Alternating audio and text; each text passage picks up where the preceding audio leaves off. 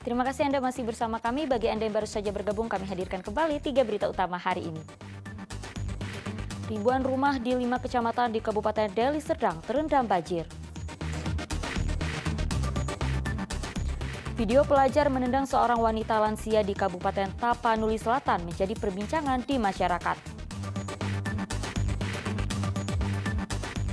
KPU Kabupaten Langkat sosialisasikan penerimaan panitia pemilihan kecamatan penyelenggara pemilu 2024.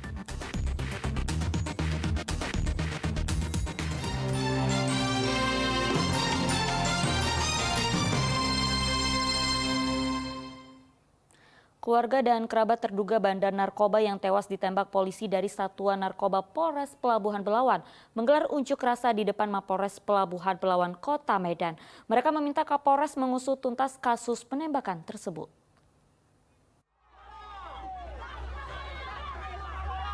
5 hari pasca tewasnya terduga bandar narkoba Irwan Nasib, warga Gang Mafo, Kelurahan Pekan Labuhan, Kota Medan, yang tewas ditembak polisi pada 14 November 2022 kemarin, keluarga dan kerabat korban menggelar unjuk rasa di depan Mapolres Pelabuhan Belawan, Kota Medan. Dengan membawa spanduk yang bertuliskan usut tuntas kasus penembakan, para pengunjuk rasa yang datang dengan menggunakan mobil bak terbuka meminta Kapolres Pelabuhan Belawan untuk tidak melindungi anggotanya berinisial RS dari Satuan Narkoba Polres Pelabuhan Belawan yang saat dilakukan penembakan diduga melakukan di luar SOP kepolisian. Kuasa hukum keluarga korban, Samerson, menyebutkan kedatangan keluarga korban ke Mapolres Pelabuhan Belawan untuk meminta polisi bersifat adil.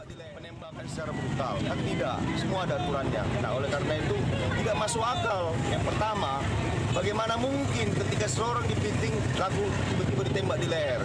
Nah, kalau memang mau tindakan namanya tindakan pencegahan atau preventif yang dilakukan oleh pihak penegak hukum, seharusnya kan ada penembakan yang pada titik tertentu, contoh misalnya kaki, bukan ke leher. Setelah menggelar aksi kurang lebih 1 jam, akhirnya massa dan keluarga korban membubarkan diri dan rencananya akan kembali ke Polres Pelabuhan Belawan pada Senin 21 November. Keluarga korban berharap polisi dapat mengusut tuntas kasus ini dengan seadil-adilnya. Muhammad Hamdani melaporkan dari Kota Medan. Polisi ringkus 2 maling sepeda motor yang merupakan residivis setelah mencuri di kawasan Gala, Kabupaten Deli Serdang.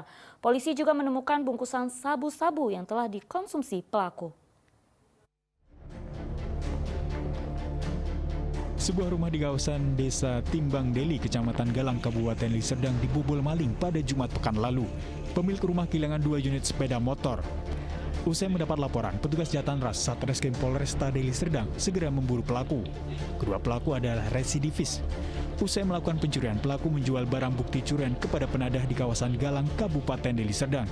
Dari tangan keduanya, petugas berhasil menyita 2 unit sepeda motor dan kunci T yang digunakan untuk membobol kunci motor. Selain barang bukti curian, polisi juga menemukan beberapa bungkus kecil narkotika jenis sabu-sabu. Kini kasus narkotika ini sudah dilimpahkan ke Satres Narkoba Polresta Deli Serdang. Dua-duanya merupakan residivis pelaku tindak pidana pencurian.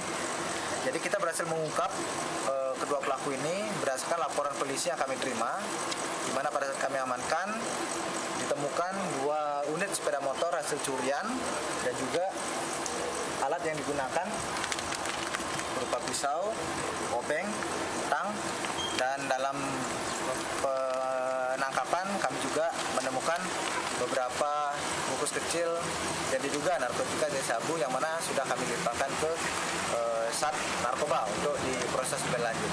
Atas perbuatannya, kedua pelaku diancam pasal 363 ayat 2 KUHP dengan ancaman hukuman maksimal 9 tahun penjara. Muhammad Hamdani melaporkan dari Kabupaten Deli Serdang.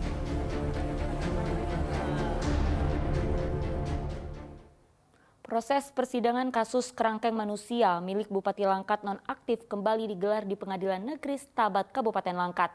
Agenda sidang membacakan pembelaan terdakwa atau pledoi.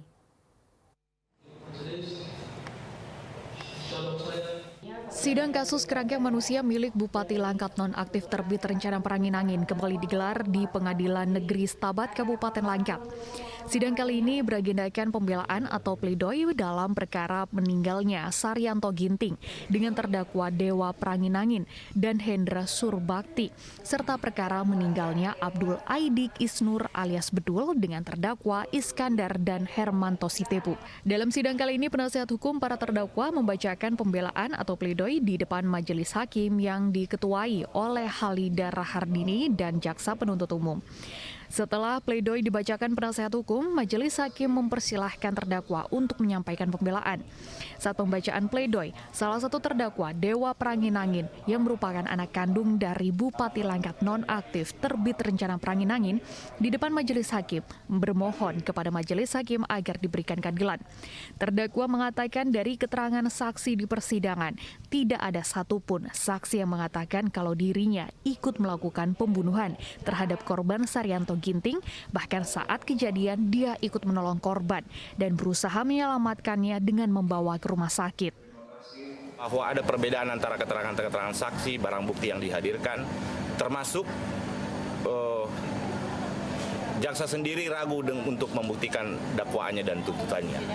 Dari dakwaan alternatif, jaksa hanya mampu merumuskan tuntutan soal 351, ada penyertaan dan segala macam. Tapi satu hal untuk kasus berkas Dewa, tidak ada mens rea, tidak ada tujuan khusus dia mendatangi tempat rehabilitasi untuk melakukan tindak pidana, tidak.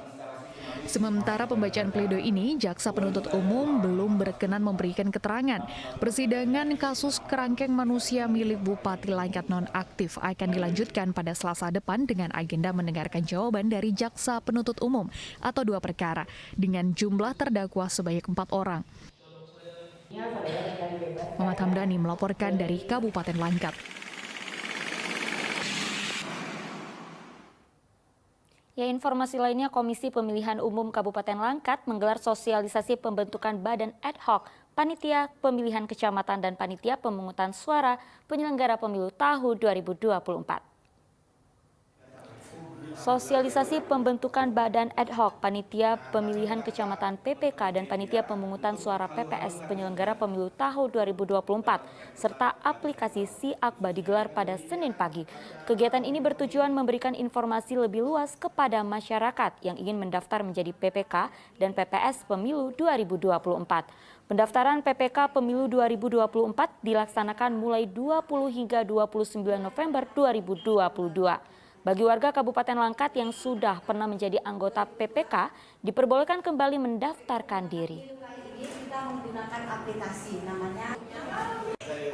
Jadi hari ini KPU Kabupaten Langkat melaksanakan kegiatan Coffee Morning, mengundang awak media dengan tujuan untuk mensosialisasikan bahwa hari ini pendaftaran PPK telah dimulai 20 November hingga 29 November mendatang. Pada kesempatan ini juga disosialisasikan aplikasi Si-Akba yang digunakan sebagai alat dukung untuk memudahkan masyarakat mendaftar sebagai anggota PPK. Ya, informasi tadi mengakhiri berita Medan hari ini. Saya Auriga Agustina berterima kasih atas perhatian dan kebersamaan Anda. Selamat beraktivitas dan sampai jumpa.